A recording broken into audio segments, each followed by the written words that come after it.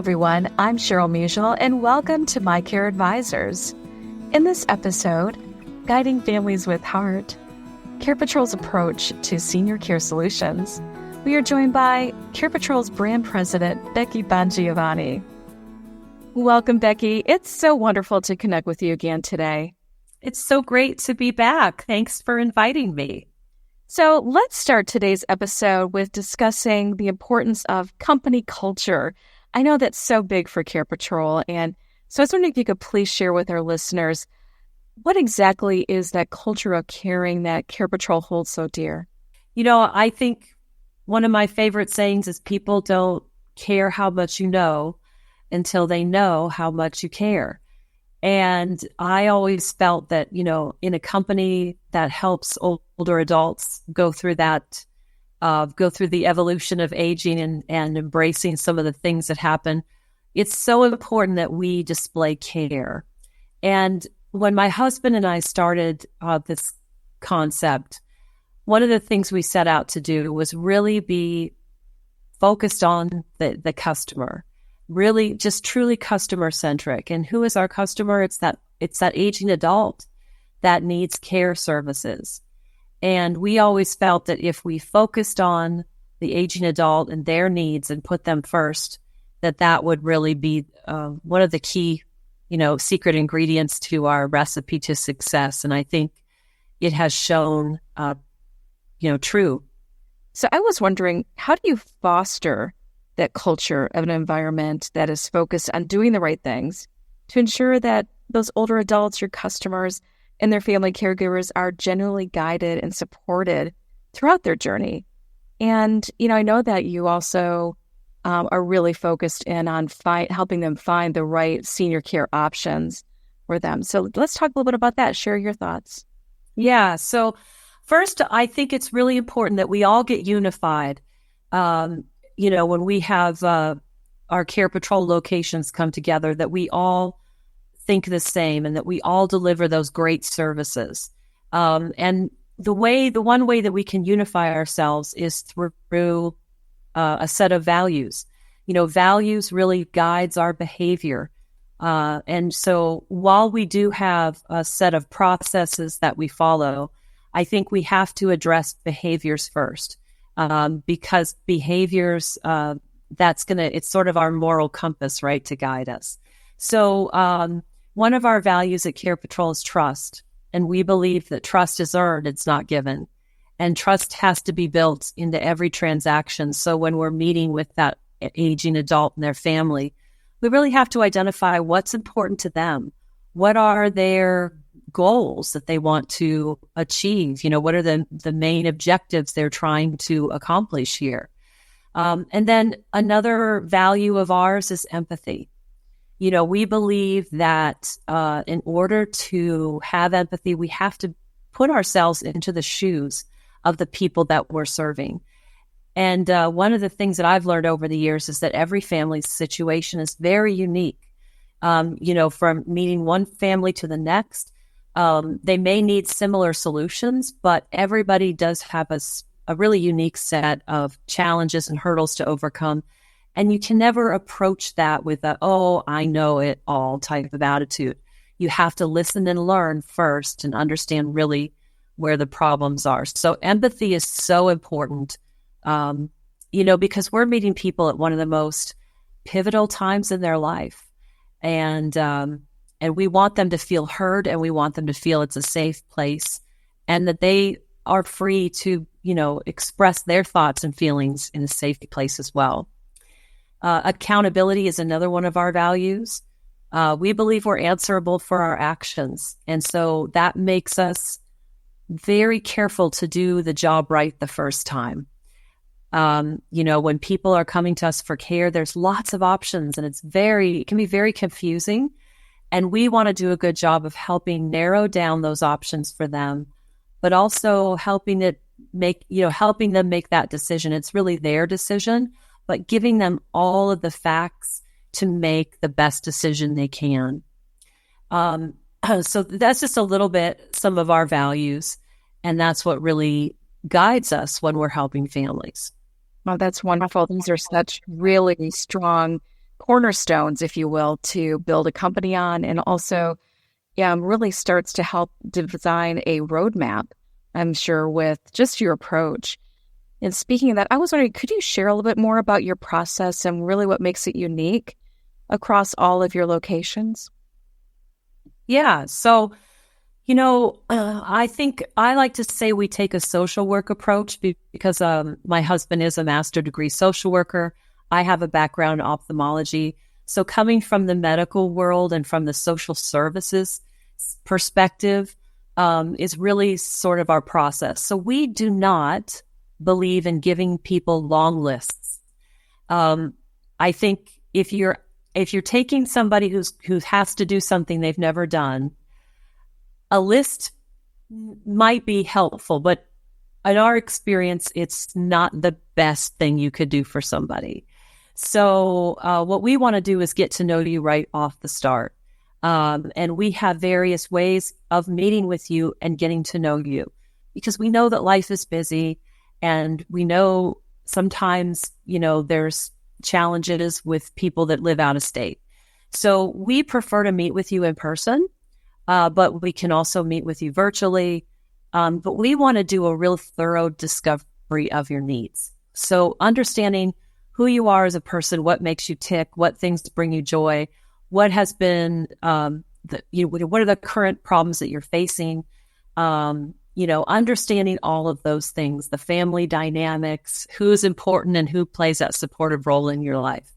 From there, we're going to narrow down what would be some great options for you. And plus, before we do that, we're going to educate you on all of the options so that you understand what's out there and what's available to you. And then you can kind of help us understand which ones make the most sense to you or that you'd like to explore first. And we will tour you to those options. So we'll take you in our car and drive you and tour you around, because it is a very stressful time. And, what our customers say is it's such a relief.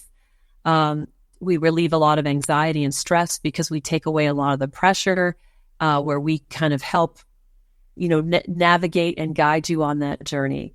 And so I think meeting you in person, walking you through the options, being there to help support with your questions. And then once you've made a decision, we stay in touch to make sure that you've got everything you need up until the point of move-in. And once you've moved in, we also follow up to make sure that, where you're living at is meeting all of your needs. And I think that's the magic, because that really helps enable us to continue to give great recommendations, because we follow up and we know what's going on after the move-in as well. We work with approximately 34,000 care options across the North America. So because we have locations in the U.S. and in Canada.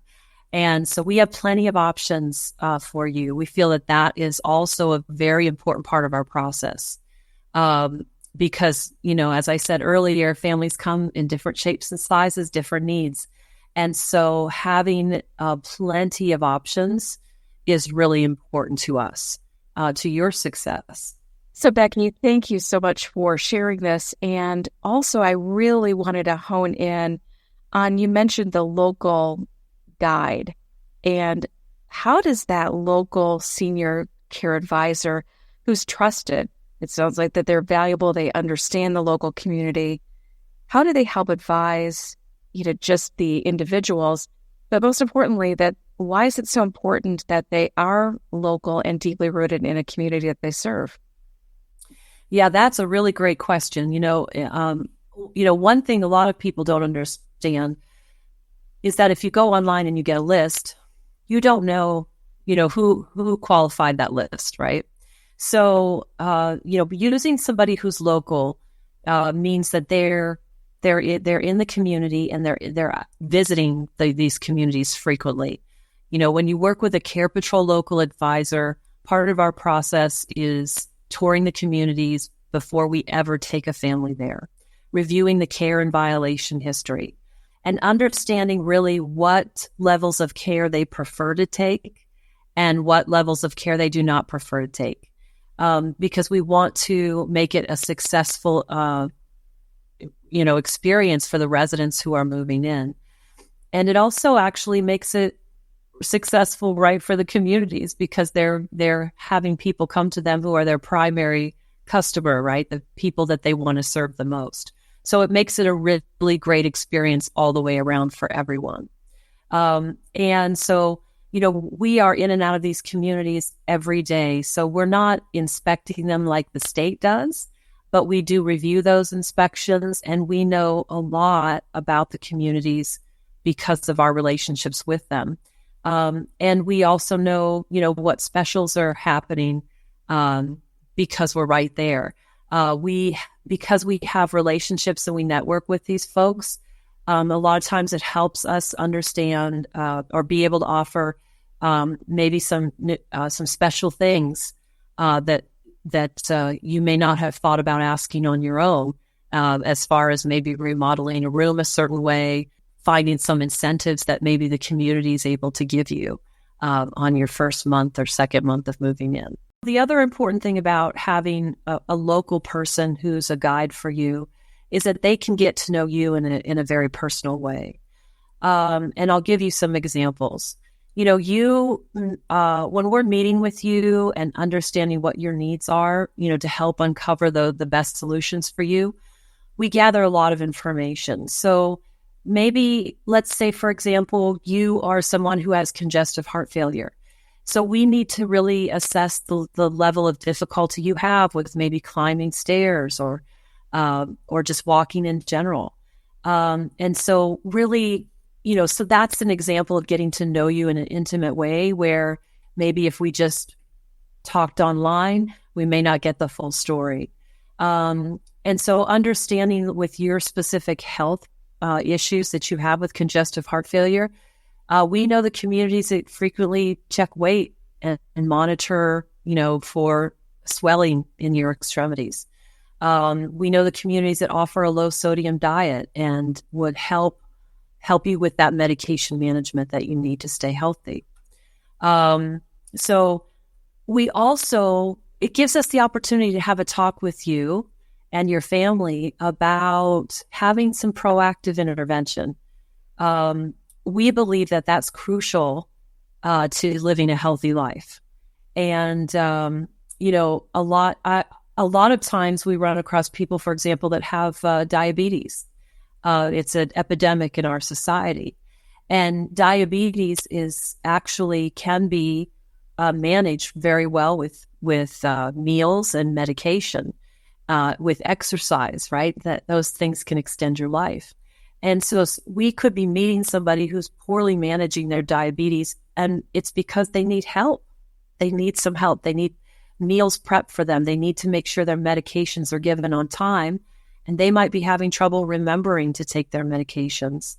And they may need some help. Maybe they stopped walking because they felt unsteady on their feet, and they would benefit from being in a place where a caregiver could assist them on walks. And just those simple little interventions can really extend a person's life, help control blood sugar, and help with quality of life. So those are things, that when you're meeting in person with a local senior advisor, they're going to really be able to give you some really great guidance in those areas. Becky, I really just wanted to underscore what you just mentioned about quality of life. And that is just so important for all of us, and especially as one ages. And it's just so important to continue to support in an environment that's going to maintain health and vitality and that quality of life. And understand that just from reviewing information, that you have a number of customers' reviews that really underscore your unique values that you bring and the importance of local advisors. Could you share that a little bit with us? When I look at our customer reviews, the top 5 words our customers are saying about us is that we're helpful, we're courteous, we're knowledgeable, that we do a great job of communicating, and that we are compassionate. And I think that is really fantastic. I love hearing that. I mean, that's that's my goal as the brand leader, is that we hit those marks every single time. And we have a very high net promoter score. So I know that our local advisors are really delivering that. Well, fantastic. And you mentioned also one of the words that pops out as being mentioned so often is knowledge. I was wondering, how do CarePatrol's partnerships and memberships, the credentialing with organizations such as the Alzheimer's Association and MPRA and CSA underscore your commitment to really those ethical standards that you mentioned at the beginning of our podcast episode and the leadership in the whole senior care advisory services area?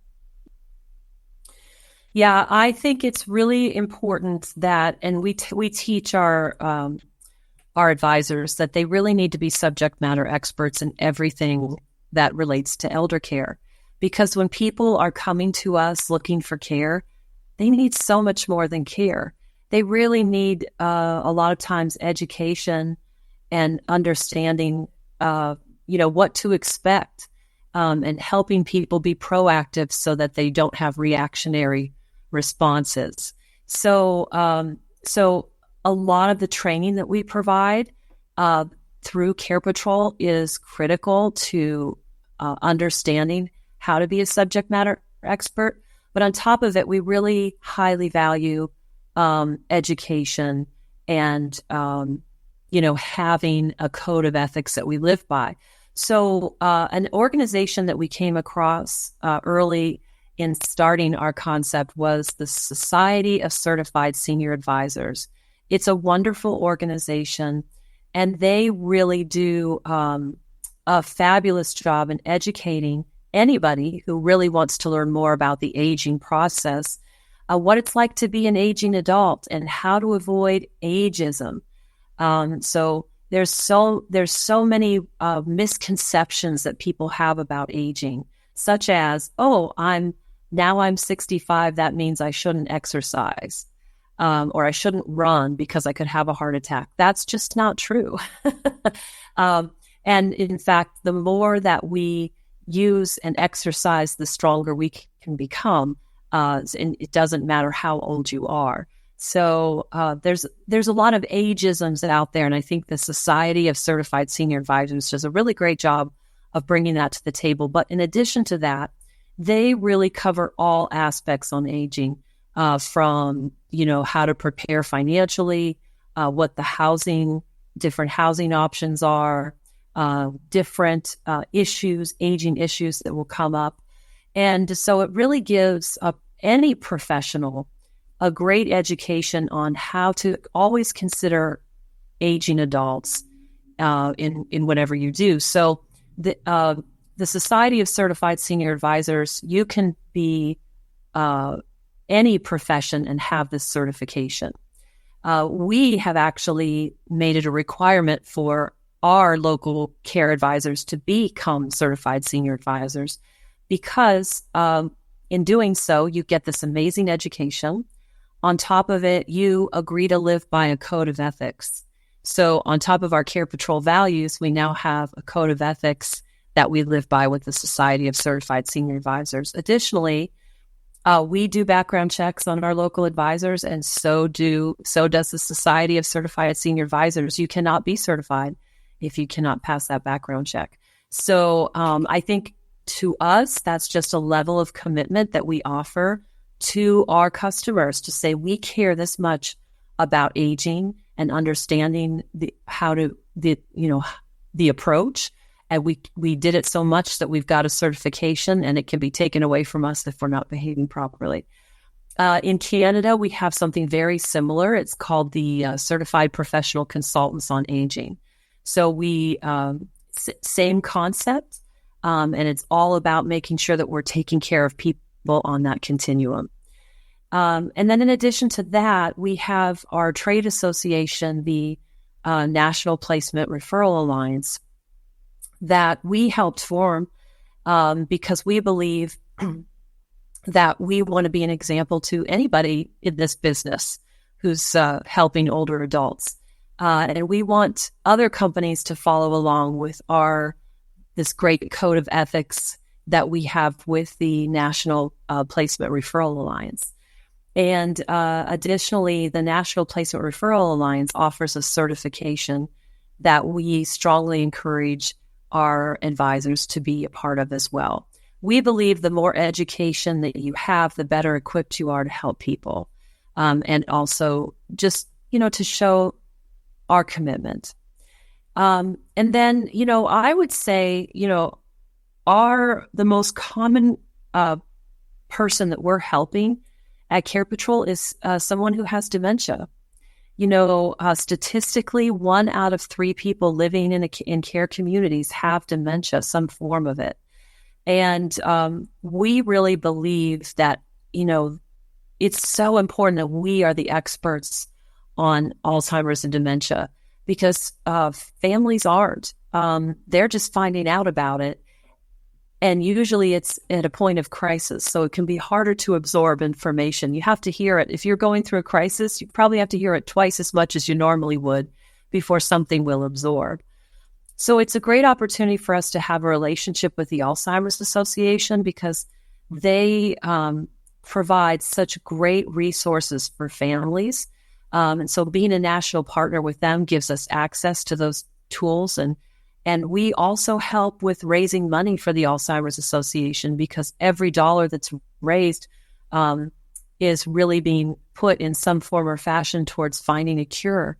And I'm on the weekly calls with the groups, and they are very close to finding a cure for Alzheimer's, which is really, really wonderful news, and it's hope for our future for years to come. So I'm proud to say that as a company, we have helped raise over $180,000 to find a cure for Alzheimer's, and we will continue to do that every year with our walks that we host with the Alzheimer's Association. Wow, that is just fantastic. And thank you to yourself, your vision, and also to all the local care advisors for really staying to this code of ethics. I would like to talk a little bit more about that and how did these values, these ethics that you mentioned, and also your involvement with the Alzheimer's Association, et cetera, how do they really help guide those families identify the best care option for their loved one? Yeah, I think it comes from really creating that foundation of integrity. I think it compels us to be reliable, to be consistent, and as I said earlier, to be accountable for our actions. It's important that our clients know we have their best interests in mind right from the start. And from our first conversation with that care recipient and with their family or whoever their support system is, we set out to understand what that is. We strive to have transparent conversations. And sometimes that means addressing the elephant in the room. There's always uncomfortable things, and sometimes families are maybe embarrassed or don't know how to bring up a situation that needs to be addressed, but we do. We've walked that path many times, and we're happy to help you walk that path to help you get solutions. We know that if people don't anticipate what can happen, conflicts and crisis will occur. And so, we have a strong obligation, strong sense of commitment to provide those solutions. So again, we really believe that, our values of trust, empathy, and accountability empower us to voice concerns, I like to say, in a carefrontational way, because in turn that creates a relationship of trust that is earned. So looking ahead, can you share your vision for how you're going to be innovating and expanding Care Patrol's culture of caring that truly supports that older adult and their families as they navigate this evolving landscape of senior care? Because you mentioned it's pretty vast, it's changing.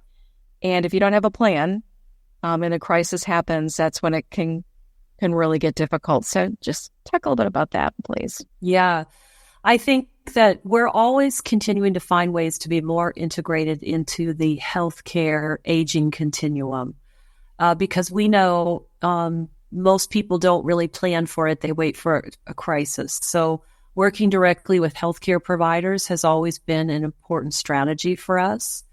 And I think it's been a great resource for healthcare providers because it's also sort of a missing piece for them. They know what to do with the patient when they're in their building or under their care. But once that person has left, what next? And that's where we can come in and take over and help put a plan together so that person still has that care ongoing, even though they might have left that medical being under that medical care. So finding ways to do that better is always at the forefront of our minds. And most recently, we've been looking at how we can be at the beginning of the discussion because, aging is, we want people that experience successful aging. And we're looking at introducing a new lifestyle service line for active aging adults that will help them plan for successful aging. So we're piloting something right now and hoping to make that part of our offering in the near future to our clients. And of course, we are always looking for ways to educate and be a resource for families. This podcast is one of those great resources. That's so exciting. And as this episode unfortunately comes to a close, I'm just enjoying our conversation so greatly. I was wondering if you could share any additional thoughts about what you envision the future of senior care options and the support that's needed to navigate these complexities of care that continue to grow. Yeah, it's an exciting time to be aging, really. I would say over the last 40, 50 years, the landscape has really evolved and it's going to continue to do so.